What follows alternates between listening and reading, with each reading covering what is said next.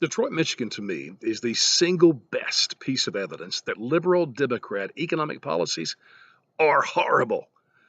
All you have to do is look at Detroit. I mean, since the riots of the late 60s, the leadership of Detroit has been wholly, I mean 100% owned and operated by liberal Democrats. And that brings me to John Conyers.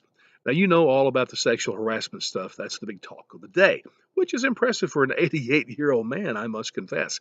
But my problem is the fact that he's a liberal Democrat and he is the United States representative from Detroit, first elected in 1964. Oh my gosh, over 50 years he has been their one sole representative. Unbelievable. I mean, nowhere along the way in the midst of the failure of Detroit did anybody say, you know what, maybe we should try something new for a while because this is not working out. No, never happened. It's all about legacy. Drives me crazy.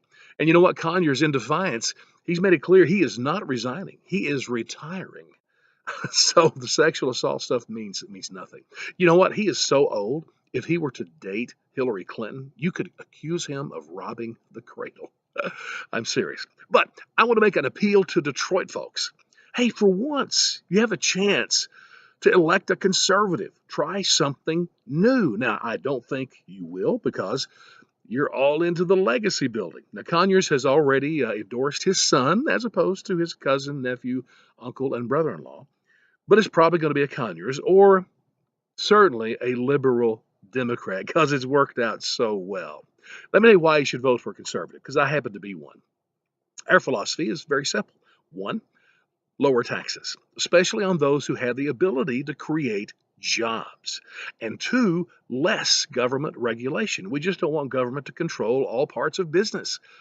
The end result of that, of course, will be more business opportunity. It's kind of obvious. And that will lead to a better chance for economic recovery and growth. Liberal Democrats, on the other hand, they're all about higher taxes. You know that, especially on those who might have a chance to create some jobs. I mean, liberal Democrats would take every dollar they legally could from anybody that had, you know, any bit of substance.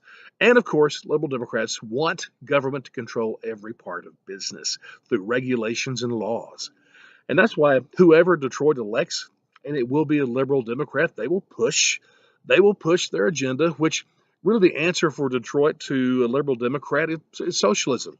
You go find a community that has been successful, that has created opportunity for business, that has been had economic growth. Go to that community, take their money, and give it to Detroit. You see, that will level the playing field. That will make things equal. Come on, Detroit, give a conservative a chance. And you know what?